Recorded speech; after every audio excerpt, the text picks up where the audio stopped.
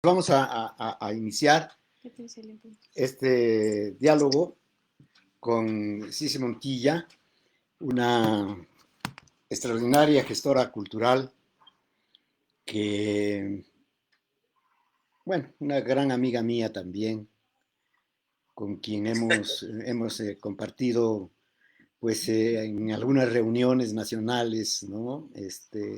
La gestoría cultural, sobre todo en las de capacitación, y que pues ha estado en Oaxaca en varios tiempos, ¿no? Sobre todo últimamente con la creación de la maestría en desarrollo, ¿no? Desarrollo cultural. Así es. Este, eh, es una persona con muchísima experiencia dentro de la gestoría cultural y pues es un placer verdaderamente poder conversar con ella, ¿no? Sí, sí, buenos días. Buenos días, Sergio. Muchísimas gracias por la invitación. Y como te dije antes, me parece que ha sido una magnífica idea de tu parte abrir este grupo y estos diálogos. Qué bueno, pues iniciamos con tu tema, sí, sí, si quieres, Claro, puedes darnos eh, la introducción y todo esto, como platicábamos, una introducción tuya, después habrá preguntas y respuestas, comentarios, y bueno, pues aquí lo importante es que los que están en el grupo pues sean quienes dialoguen directamente contigo, ¿no? Si eres así. tan amable, Muchas entonces, ¿no? gracias. Sí. Claro que sí. Sergio, pues como te decía, es un tema interesante y es un tema polémico. Y yo quise titularlo como cultura e internet exceso en tiempo de pandemia, porque creo que tendríamos que revisar muy bien qué es lo que ha pasado a partir de esta cuarentena y el uso de la tecnología. Entonces, voy a comenzar por posicionar el tema en tres enfoques que me parecen importantes y que en todos los casos tienen como punto de partida, a mi entender, un exceso de confianza. El primero tiene que ver con el exceso de confianza en suponer que todo el mundo tiene la posibilidad de tener acceso a equipos y a conexión a Internet. Esa es la primera premisa. Una segunda sería pensar que también hay un exceso de confianza al suponer que todo el mundo no solo tiene la posibilidad de tener los equipos, sino que además sabe utilizarlos, ¿no? Y finalmente, también me refiero al exceso en el sentido de que todos aquellos que sí tienen equipo y que sí saben utilizarlo, en el mundo de la cultura, han tenido una exagerada producción y circulación de oferta cultural. Entonces tenemos una avalancha, un desbordamiento, una hipertrofia de oferta cultural en la web. Así es. Y bueno, después de estos tres puntos, digamos, yo lo que quiero desarrollar es que, por ejemplo, cuando me refiero a que tenemos un exceso de confianza, al suponer que todo el mundo tiene equipos, acceso y que además sabe cómo utilizar los equipos, yo pondría, por ejemplo, lo que está sucediendo con la escuela en línea. Toda esta forma rápida, pues, de tratar de resolver el problema de tener a los niños en cuarentena, que no pueden asistir a la escuela y que se quiere sustituir de la noche a la mañana la clase presencial por una clase a través de la internet. Y ahí hay otro problema que tiene que ver con la formación de los maestros con la capacidad que tienen los docentes presenciales para preparar una clase en Internet, que hoy en día todos ellos saben, y nosotros también, que no es lo mismo. No es lo mismo de ninguna manera. Entonces, creo que en ese sentido hubo un exceso de confianza al pensar que se podía hacer muy fácilmente y muy rápidamente, y se dio la instrucción. Los niños se van para su casa y las clases se van a dar por Internet. Y aquí, si revisamos entre nuestros amigos, familiares, maestros conocidos o en las mismas redes, nos vamos a encontrar con los comentarios no solo del maestro que empieza a darse cuenta de que se le ha complicado la vida más de lo que ya la tenía, sino también de los papás que están en la casa, que en su mayoría no saben usar las computadoras, que no solo no saben usar las computadoras, sino que tampoco pueden tener el mismo nivel de conocimiento como para enseñarle a sus hijos una clase de matemáticas, una clase de física, de química, etcétera, ¿verdad? Y los mismos niños que saben más que los papás del uso de la tecnología y que han comenzado, incluso hay una cantidad de memes de niños burlándose de sus maestros que no saben usar las computadoras. Entonces, esta es la primera reflexión, ¿no? Pensar que solamente dar la instrucción de que las clases se van en línea, ya con eso teníamos resuelto el problema de la atención a la escuela básica. La segunda reflexión, que tiene que ver con la posibilidad de tener los equipos y saberlos utilizar. Y en este caso me refiero a la gente que hace música, por ejemplo, en un trío huasteco que utiliza un teléfono, un celular para comunicarse, pero que no ha tenido la posibilidad o la oportunidad o no le ha interesado utilizar ese teléfono para que se convierta en una herramienta para poner a circular sus creaciones musicales.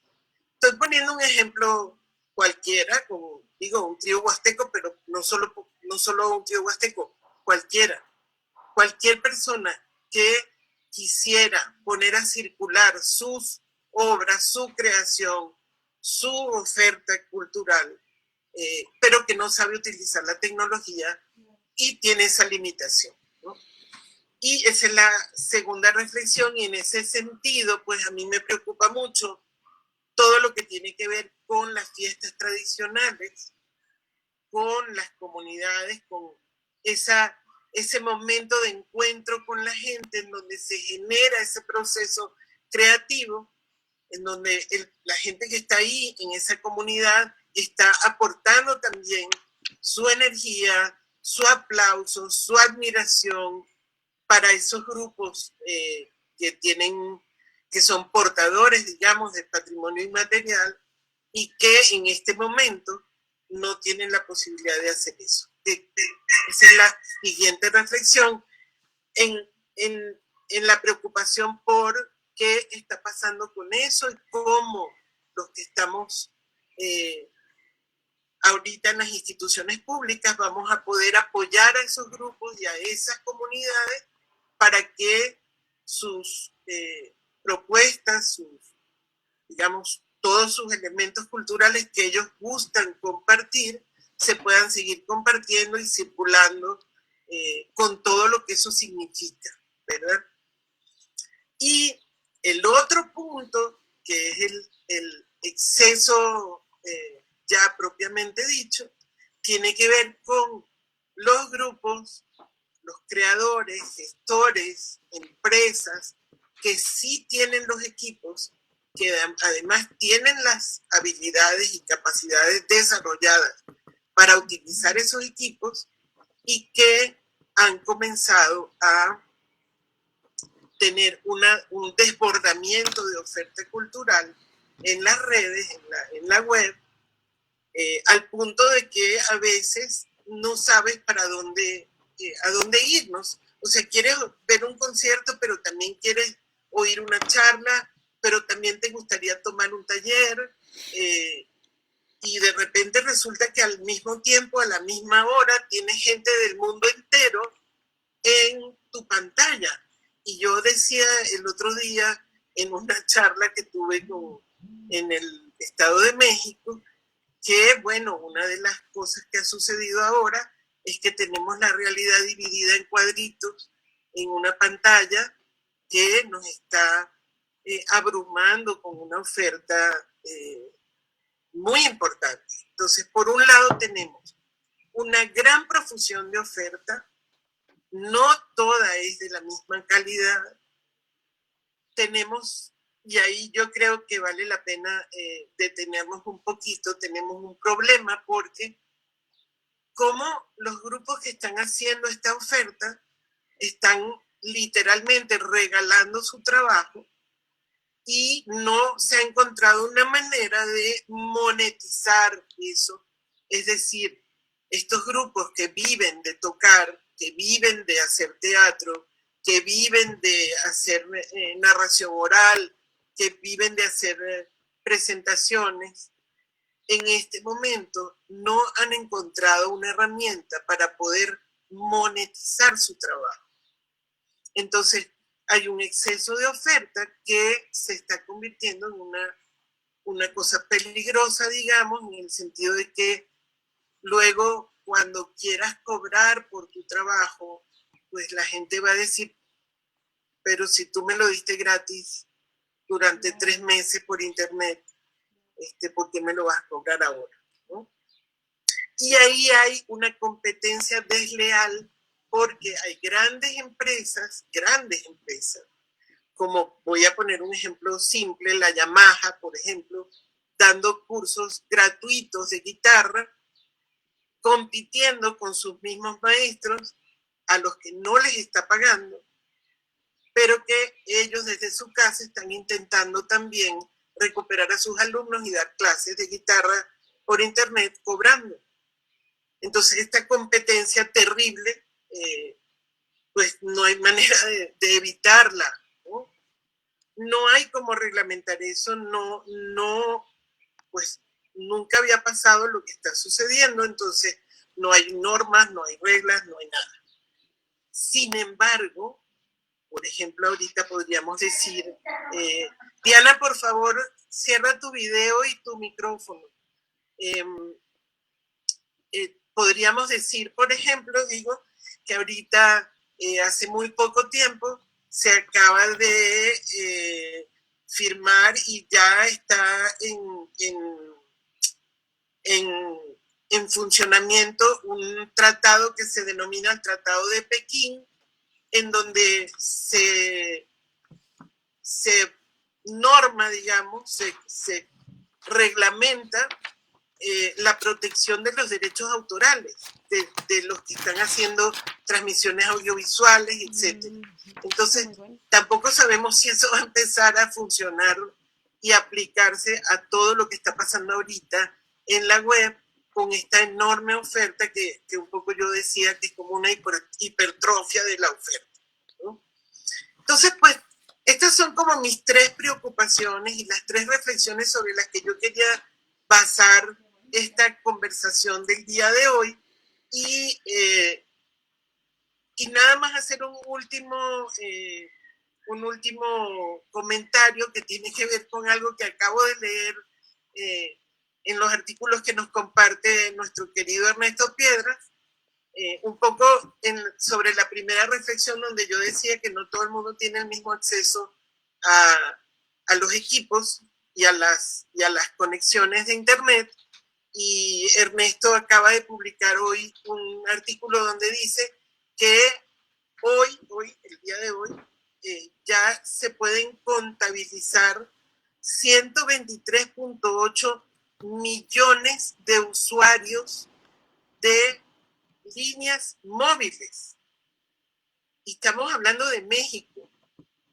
O sea, ellos decían en un comentario anterior, en un artículo anterior, que ya casi estamos llegando a un 100% de penetración móvil. Ajá. Y esto me parece realmente impresionante, sobre todo porque nosotros sabemos que también esta cuarentena y esta pandemia ha servido para hacer más visibles las grandes desigualdades que hay en el país. Pero en medio de esas desigualdades, 123.8 millones de personas tienen acceso a una línea móvil. Bueno, no sabemos si cada línea le corresponde a una persona, pero eso es lo que uno supondría, ¿verdad? Y eso es mucho decir. Y hay otro dato que también es abrumador y que tiene que ver con los accesos a Internet. Y aquí dice Ernesto que México está de tercer lugar por la OCDE de los países que tienen el mayor número de conexiones a Internet. Primero están los Estados Unidos, después está Japón y después está México. Entonces, mi reflexión que tiene que ver con el acceso a los equipos y el acceso a Internet, digamos que ahí estaría resuelta. Pero mi tercera o mi segunda reflexión que tiene que ver con el desarrollo de las capacidades y de las habilidades para utilizar esas herramientas, sobre todo en el sector cultural, es el que no sabemos si está resuelto, pero por otro lado, en muchos casos sabemos que no está resuelto, ¿verdad? Y retomando para cerrar el ejemplo de la escuela, pues sabemos lo que ha pasado con esta instrucción de pasar la escuela a la Internet. Entonces, bueno, yo dejaría hasta ahí esta primera intervención. Nada más voy a cerrar con una frase de Manuel Castells que me parece extraordinaria, porque él dice que nunca habíamos tenido tanto conocimiento, pero nunca habíamos sido tan irresponsables en el uso de ese conocimiento. Claro. Oye, qué interesante realmente las tres reflexiones. Abre tu micrófono, Sergio. A ver, espérame, a ver. Ya, ahora sí ya. Mira, qué interesante estas tres reflexiones que has hecho. A mí me parecen de veras en este momento fundamentales. Me parece muy bien las tres, pero yo me iría efectivamente a quienes tenemos equipos, ¿no? Y pues no sabemos manejarlos en su totalidad. No para como tú acabas de decir, en el caso de los niños de las escuelas, de los jóvenes de las escuelas. Y lo digo porque, pues bueno, yo estoy viviendo eso, no como padre, pero sí como abuelo.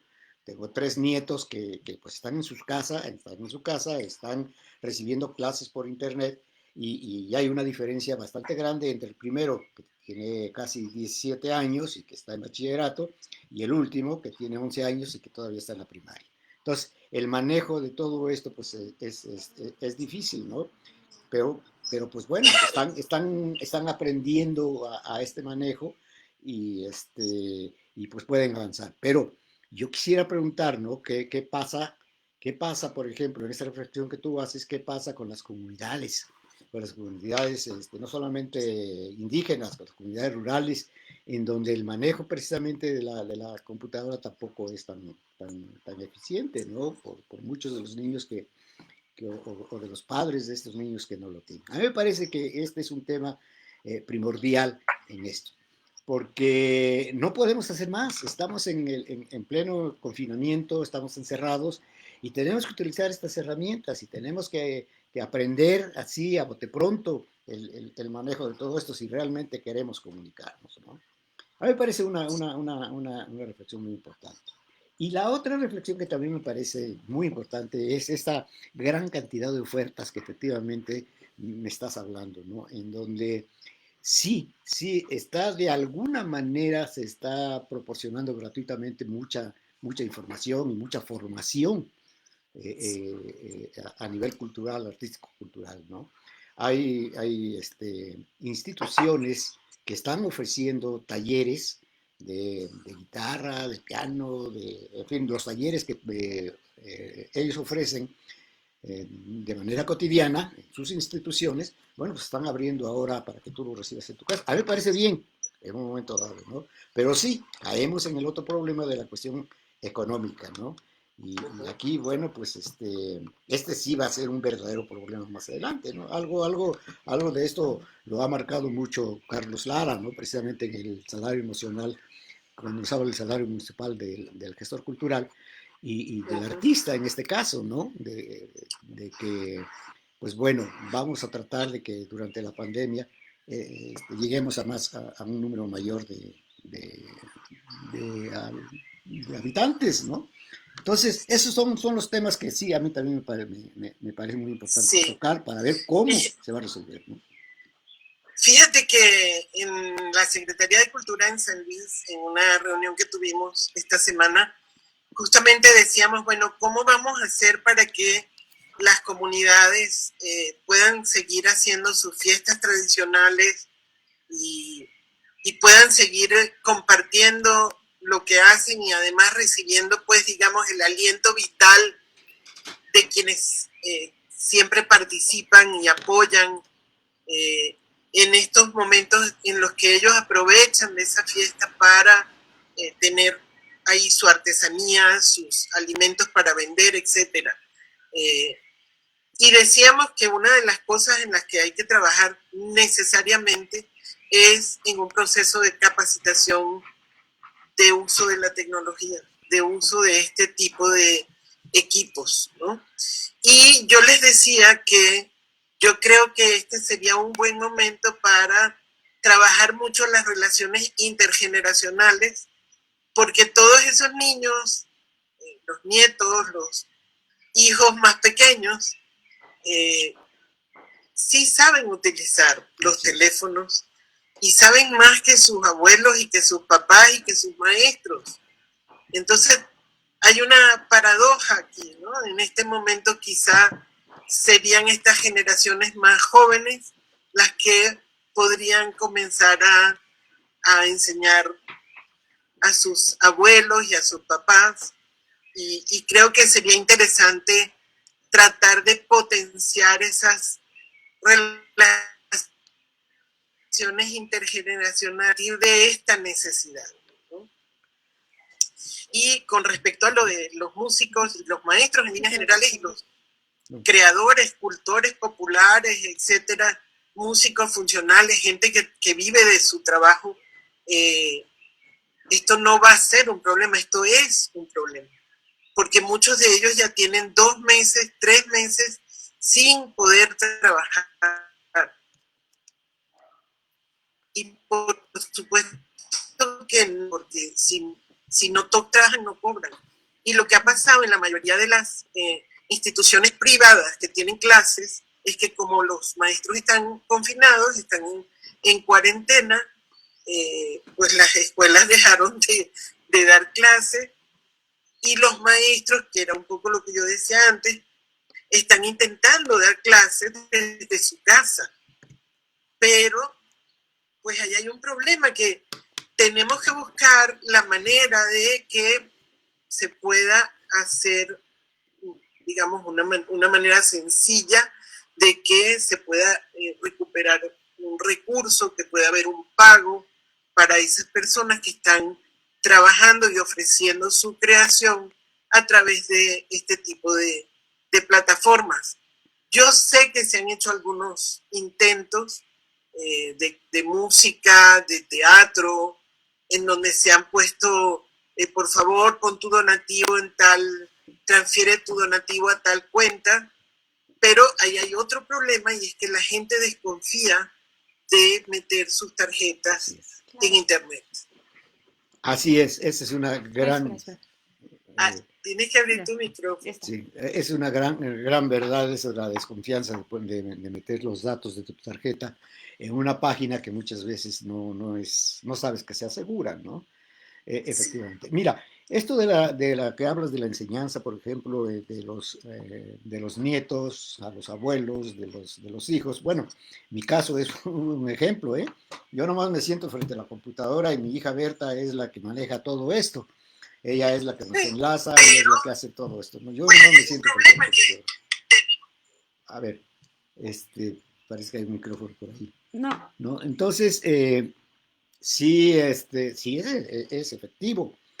Esta dinámica de hacer que los jóvenes, ¿no? Y algunos ya no tan jóvenes, ¿no? Jóvenes maduros, pues, que en un momento dado sí saben el manejo de las computadoras, tengan que hacerlo. Mira, a mí una de las preocupaciones, no sé si ya tenemos preguntas.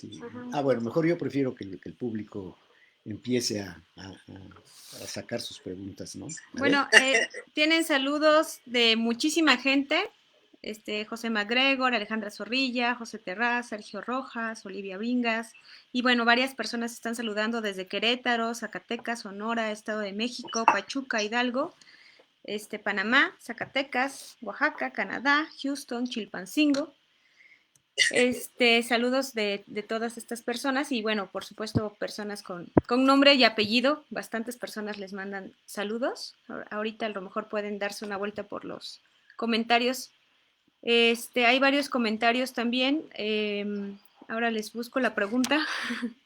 Ok, la primera pregunta que apareció fue: ¿cuál es tu opinión basada en este exceso de confianza sobre el tema de la exigencia en los ámbitos que estás haciendo referencia? Nos está sucediendo en el ámbito laboral y sucede con los docentes queriendo hacer lo posible por garantizar su enseñanza. Creo que se refiere a que hay una sobreexigencia ahora que se están usando los medios digitales en ámbitos como la enseñanza, y creo que también, bueno, yo lo he escuchado en lo laboral, ¿no? Sí, absolutamente cierto. Es decir, un poco lo que yo mencionaba antes. ¿Qué pasa cuando te encuentras en esta situación inédita? Es decir, ninguno de nosotros, había vivido una situación como esta. Muy pocos de nosotros estábamos preparados para esto.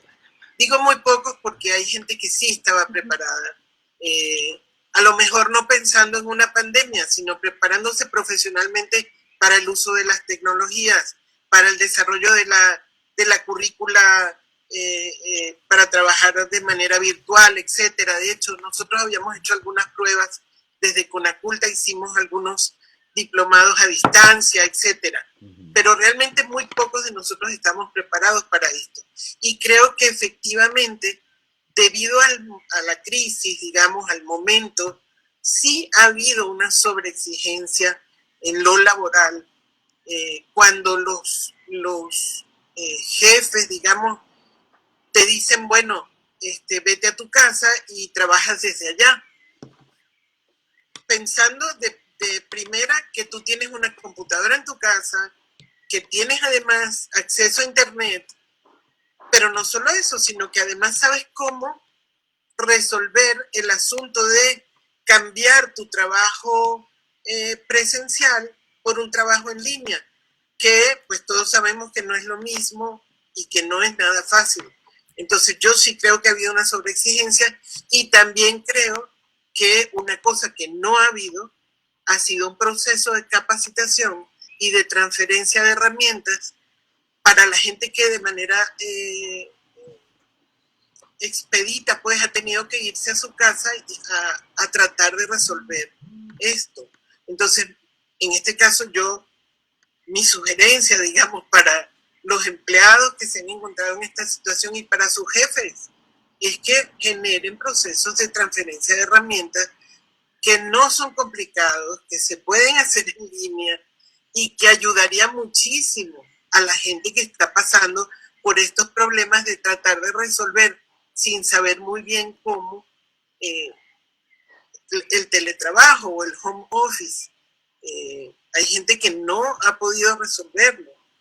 Y además hay otro problema que tiene que ver con, por ejemplo, las familias jóvenes o las mamás solas, digamos, madres solteras que tienen niños en edad escolar y que tienen una computadora en la casa. Esa computadora se tiene que utilizar para las clases del niño, pero también se tendría que utilizar para el trabajo en casa. Entonces tampoco es fácil eso, y también implica que tú tengas que hacer otro gasto, o implicaría que de tu oficina te permitieran llevarte un equipo para tu casa, que esto tampoco es fácil. Entonces sí, es un momento complejo desde muchas dimensiones diferentes, ¿no? Sí, hay saludos también desde París, desde Yucatán.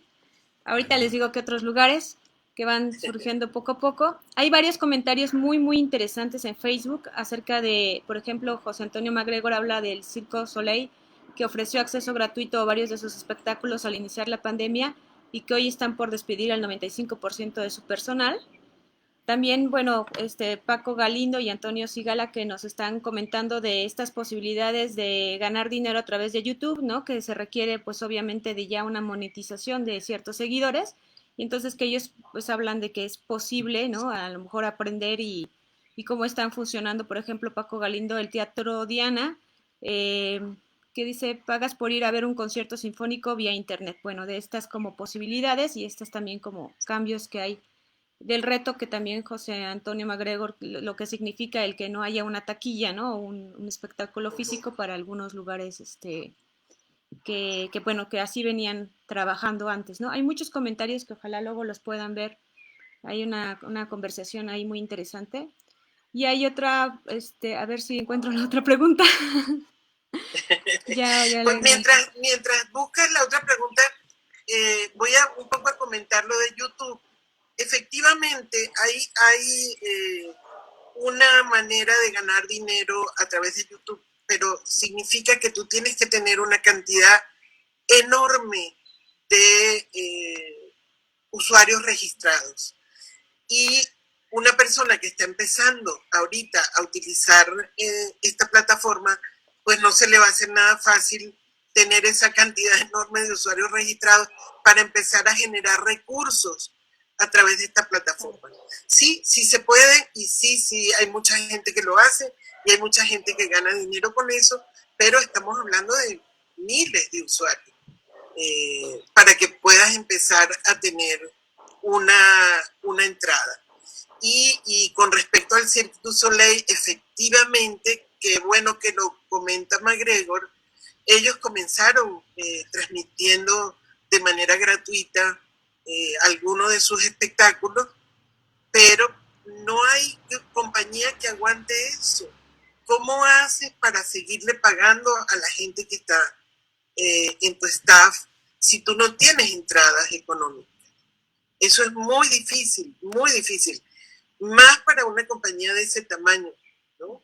Que a lo mejor pudo aguantar durante una X cantidad de tiempo, pero pues ya son 3 meses en los que no están recibiendo entradas de ningún tipo. Entonces, ¿cómo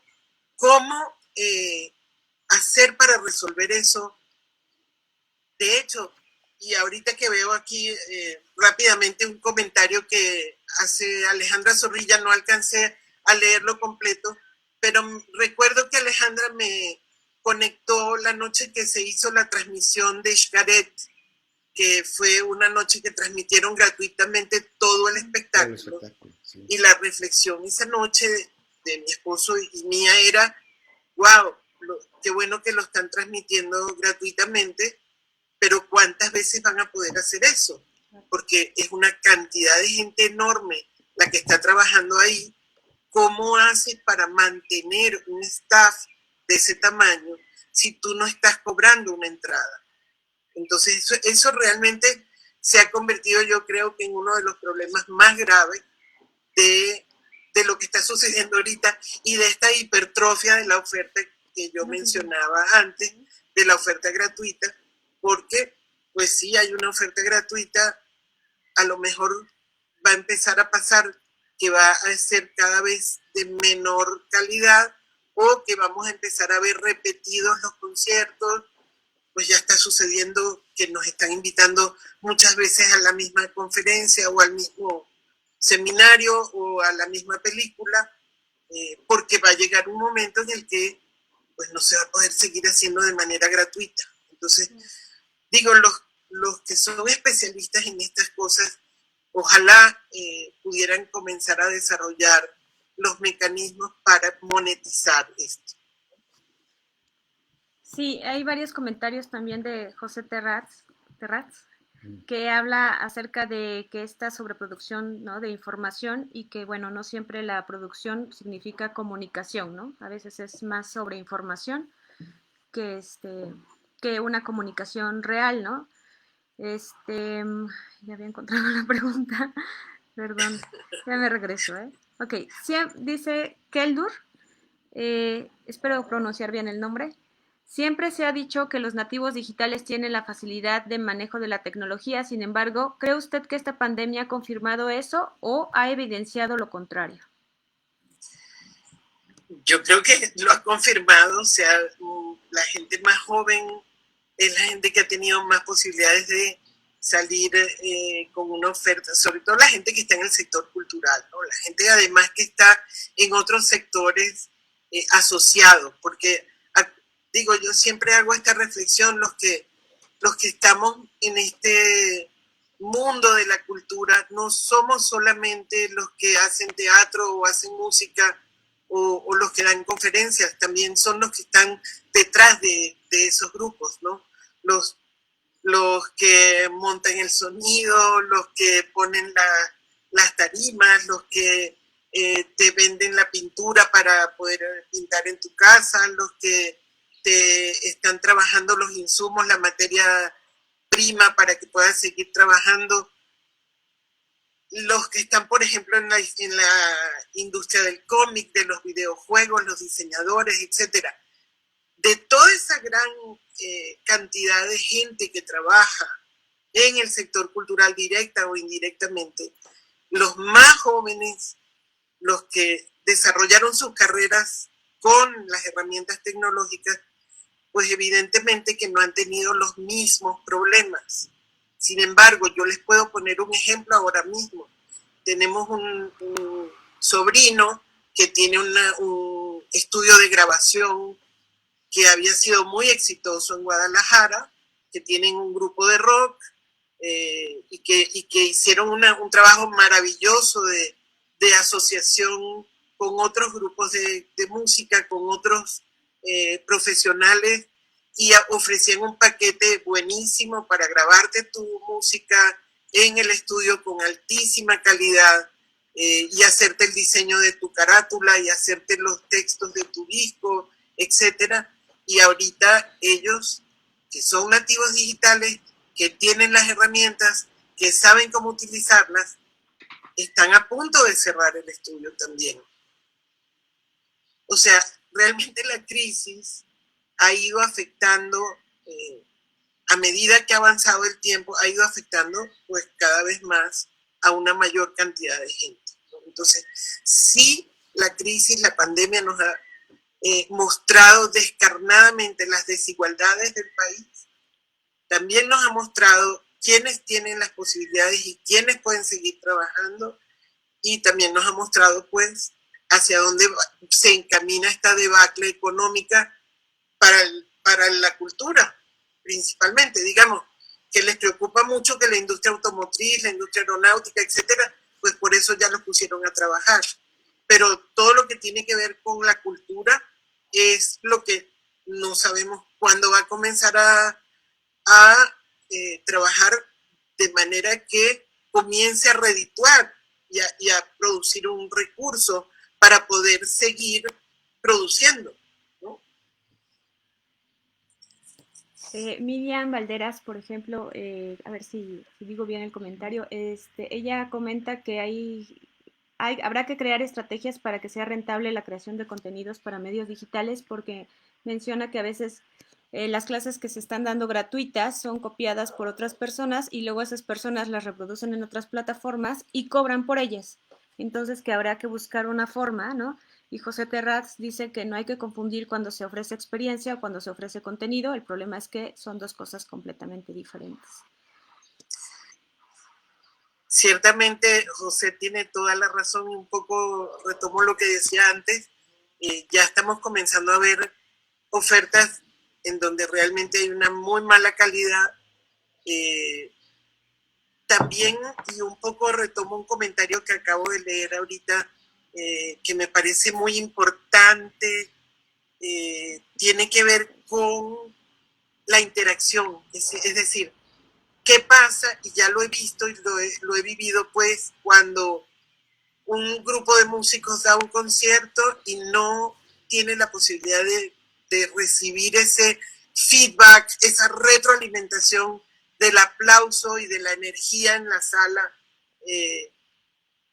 ¿Qué pasa? Pues, ¿y qué pasa con la tecnología? Y lo mismo preguntaba una de las personas que está aquí, diciendo que efectivamente uno de los problemas que también hay con la escuela en línea es que no hay una interacción tan fluida como la que normalmente había. Y entre las cosas que estaba leyendo, he leído también cosas que tienen que ver con cómo ha ido avanzando la Internet, de cuando era la Internet, cuando comenzó, que nosotros éramos unos usuarios pasivos, cuando pasó a la 2.0, que ya podíamos medio interactuar, y en este momento en el que estamos en esta experiencia en la que estamos compartiendo de manera prácticamente directa y que podemos interactuar, que es un poco lo que estamos haciendo ahorita con esta plataforma, en donde yo tengo en mi pantalla 9 personas que sé que me están viendo y que me están escuchando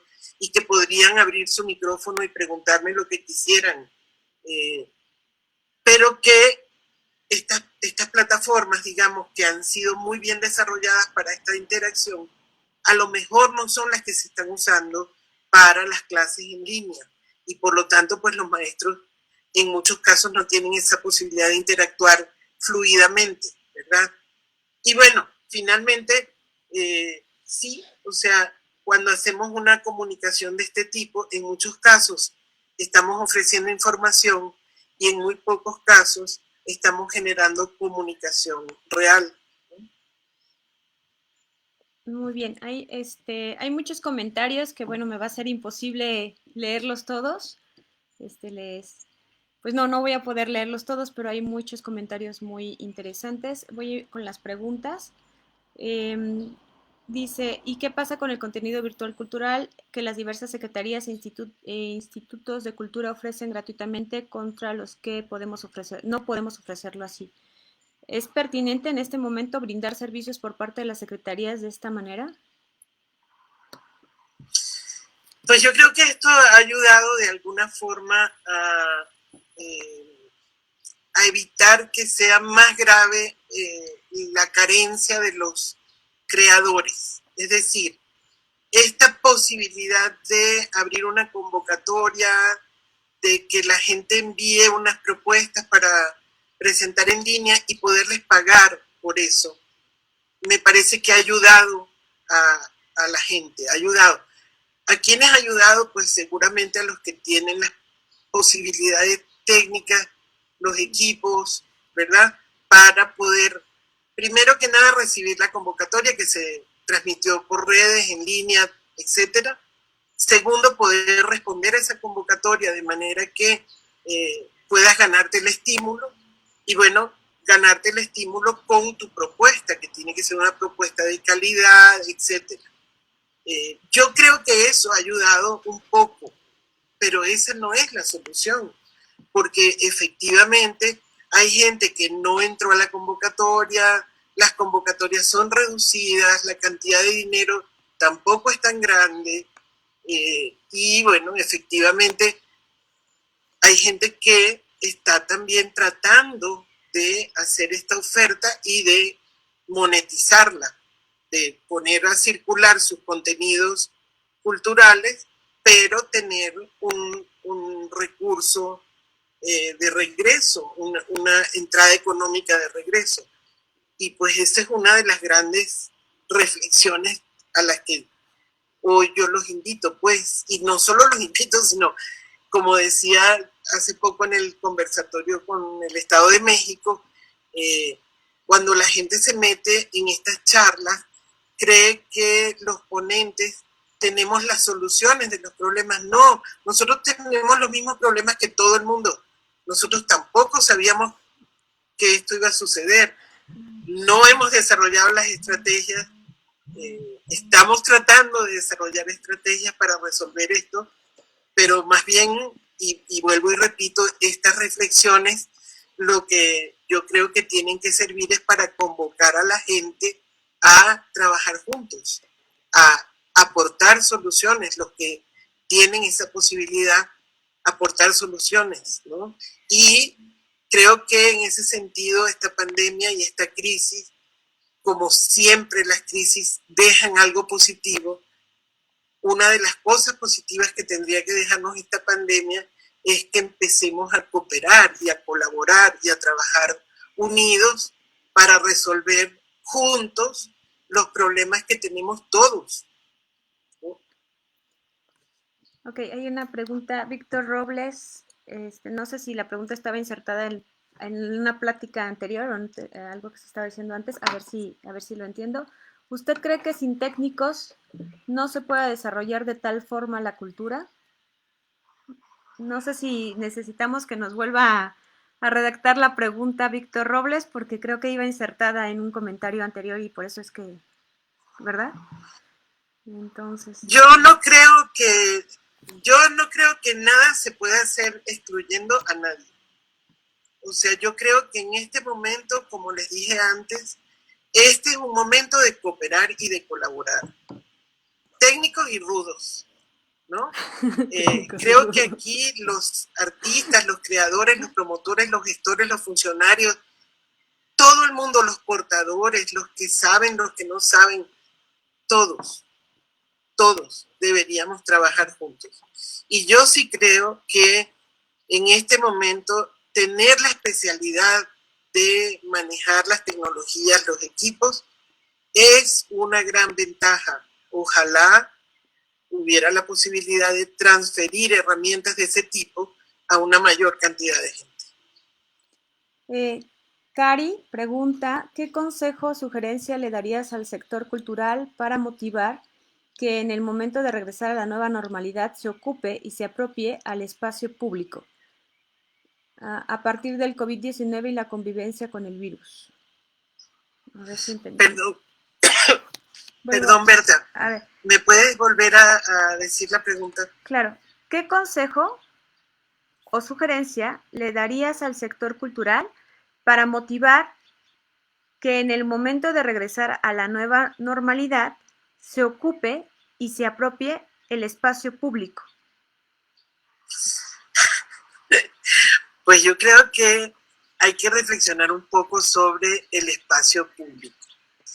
Creo que nosotros hemos ocupado el espacio público de otra manera. Al estar en redes circulando con esta enorme cantidad de oferta cultural, estamos ocupando una especie de espacio público de esta nueva normalidad. A mí me causa gracia lo de la nueva normalidad. Yo no lo denominaría de esa manera, pero bueno, retomemos el concepto. Y creo que estamos ocupando el espacio público en las redes de una manera diferente, es decir, estamos tratando de ocupar el espacio público con una oferta cultural virtual de una manera diferente. ¿Qué va a pasar cuando físicamente podamos volver a los espacios públicos? Pues yo creo que ahí vamos a tener que trabajar mucho con la cultura del bien común, ¿no? Con la conciencia del bien común. Nos han repetido infinidad de veces que este virus no se va a ir. No saben muy bien los médicos cómo se cura esto. No hay una vacuna en este momento. Por lo tanto, volver al espacio físico va a significar que tendremos que apegarnos a las medidas que hasta ahora parece ser que son las que funcionan. La sana distancia, el cubrebocas, el lavado frecuente de manos, etcétera. Y yo le comentaba temprano a Sergio que ya algunos grandes teatros del mundo, por ejemplo, han redistribuido los asientos en el espacio dentro del teatro para poder garantizar la sana distancia. Entonces, algunos teatros que son de los estados y que tienen cómo mantenerse, que no dependen de la entrada comercial, ¿no? Porque los que dependen de una entrada difícilmente van a poder mantenerse trabajando al 50%, que es lo que se supone que debería suceder para poder garantizar la sana distancia. Entonces yo creo que hay muchas reflexiones en este sentido. Yo insisto, tendríamos que trabajar mucho la conciencia del bien común. ¿Cuáles son las cosas que tú puedes hacer para proteger a los demás? Porque tienes que entender que proteger a los demás es protegerte a ti mismo y es proteger a tu familia, pues. Entonces, yo a la gente que trabaja en el sector, este término de sector cultural también es un término que está ahorita en una fuerte polémica, pues, porque es un sector fragmentado en el que cada grupo mira por su beneficio, en el que no ha habido realmente una gran masa de gente trabajando conjuntamente, y por eso es la insistencia de invitarlos a que trabajemos juntos, que cooperemos, que colaboremos. Pero yo les diría a los que trabajamos en cultura que comencemos a pensar en volver al espacio público físicamente con todo el cuidado para no afectar a nadie, ¿verdad? Creo que los conciertos masivos no podríamos volver a ellos en este momento. Quizá las representaciones de teatro podríamos hacerlas con teatros a medio aforo. Quizá los talleres de formación sí se podrían seguir dando en internet. A lo mejor podríamos buscar la manera de utilizar o de buscar una manera híbrida de trabajar, es decir, utilizando la tecnología y también el espacio público físicamente. Es decir, en esa reflexión estamos ahora, tratando de entender lo que está pasando y tratando de entender cómo vamos a trabajar de ahora en adelante. Mira, sí, efectivamente, yo creo que eso es uno de los temas muy importantes, y yo creo que básico también va a ser la recuperación de socializar en la comunidad. Porque el problema es ese que ya sé que lo acabas de decir, no solamente en los teatros, en los templos, en las escuelas, en todos los lugares, en los centros de reunión social que se tenía, en todas estas partes, bueno, pues va a ser muy difícil, ¿no? Volver a socializar, volver a convivir, esta convivencia comunal que teníamos, ¿no? Para nosotros. Pero yo quiero pensar, por ejemplo, en las comunidades rurales, en las comunidades indígenas, en donde hay tradiciones fuertes, en donde no se pueden de un plumazo decir, pues ahora ya no se realiza. ¿Qué viene? Vienen las festividades de muertos. ¿Qué vamos a hacer en nuestras comunidades con las festividades de muertos, con los panteones, con la ida a los panteones? Viene la Navidad. ¿Qué se va a hacer precisamente con las cuestiones de Navidad? Viene la Guadalupe en México. ¿Qué va a pasar con la Guadalupe? Esta convivencia, los peregrinos, exactamente, y que vienen de todo el mundo, o de gran parte del mundo, pues, ¿no? ¿Qué va a pasar con esto, no? Eso es lo que tenemos nosotros que tener muy claro, y qué se puede hacer, ¿no? Esta socialización que tiene que hacerse en la comunidad, con la comunidad también, ¿no? Yo creo que por ahí también es algo muy importante decir. Fíjense que entre todas las cosas que he estado leyendo, porque bueno, también hay una gran profusión de documentos ahora libres para leer, encontré un autor que me parece muy interesante y que se los recomiendo, se llama David Márquez, y retomé un párrafo de un texto que él hace que me parece muy bueno, porque él dice, y cito, dice, tenemos que abandonar el ajado concepto de sector cultural que se ha demostrado inútil por el de un actualizado concepto de sociedad cultural, donde todos, desde nuestra complejidad y diversidad, trabajadores, usuarios, ciudadanos, gestores, funcionarios, creadores, consumidores, estemos todos juntos. Y creo que esa es la reflexión con la que yo me quedaría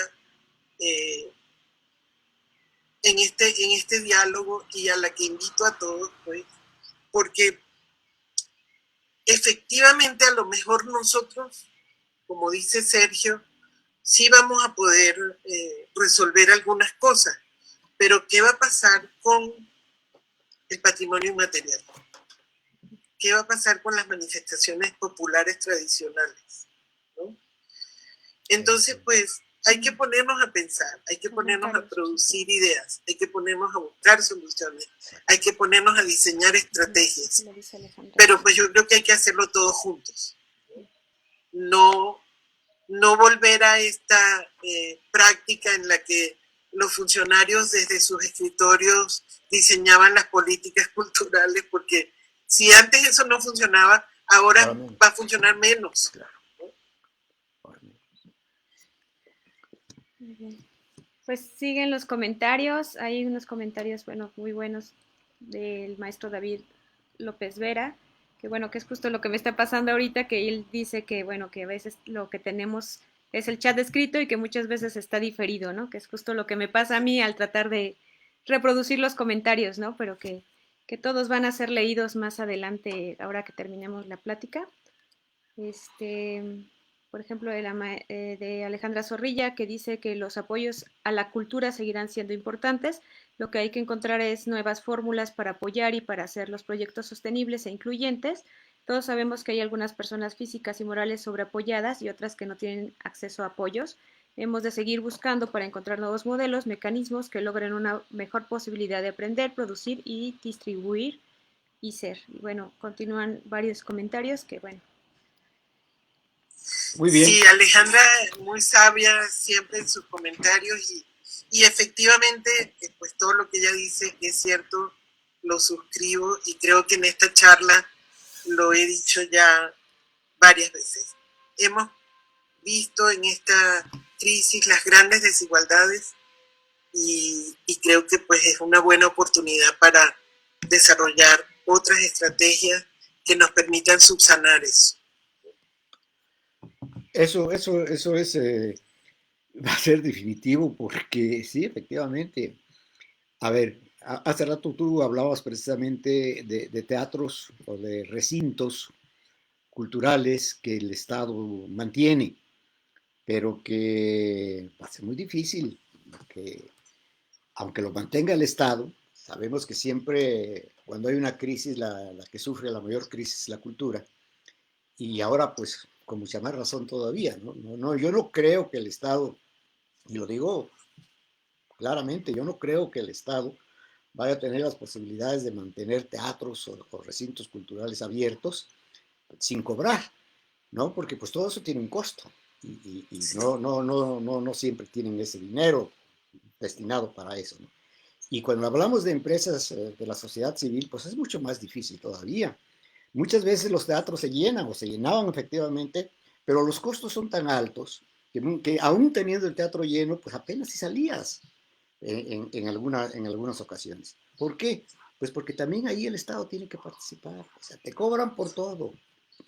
No te dejan abrir una sala si no pagas lo que tienes que pagar por obligación. Y estamos de acuerdo porque, pues, bueno, hay que hacerlo, ¿no? Pero en este momento yo creo que sí es un momento en el que se tiene que ver el Estado cómo va a apoyar a todos estos empresarios, a todas estas industrias culturales, a estas empresas culturales, me gusta más el término ambiente de la empresa cultural, a todas estas empresas pequeñas culturales que nos dedicamos a eso, pues yo estoy incluido en ello, ¿no?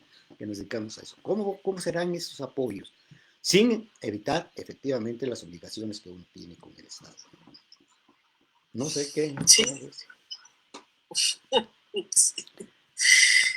Estamos en este momento en el que sabemos mucho menos de lo que necesitamos saber.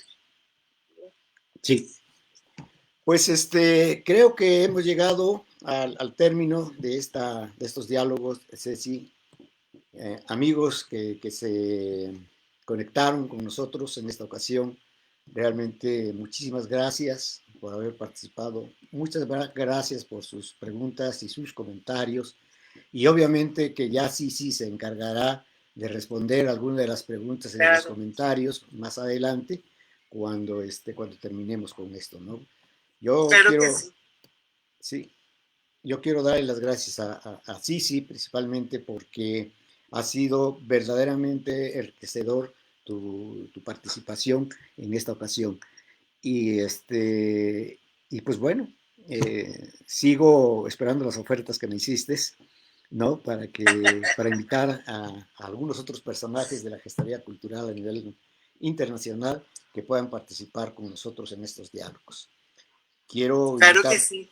quiero invitar hoy en la tarde, a las 6 de la tarde, ya mandamos la publicación por allá, está la presentación del libro de nuestra queridísima amiga Alejandra Zorrilla, ¿sí? A las 6 de la tarde, ojalá y nos podamos reunir, porque va a haber un brindis virtual, que cada quien tenga su copa y que tome el vino o el mezcal bueno, o la O copa tequila, o o el pulque, o lo tequila que quieras. que le guste, ¿no? Y invitarlos también para que el próximo lunes, 1 de junio, tendremos en estos diálogos pues a un gran gestor cultural también educativo y de educación, que es Ángel Patricio Chávez. ¿Cómo no? Lo vamos a tener Claro que sí. con el tema de retos de la cultura y la educación en tiempos del COVID-19. Muchas gracias a todos. Gracias a José Antonio MacGregor, gracias a Alejandra Zorrilla, principalmente. Los veremos hoy en la tarde en la presentación del libro. Muchas gracias, Ceci. Gracias Sergio, y gracias a todos por comentar y por sus comentarios y sus preguntas que por supuesto que con mucho gusto me voy a dedicar a contestar. Gracias, voy a dejar de transmitir y bueno, dejamos, claro. Finalizamos.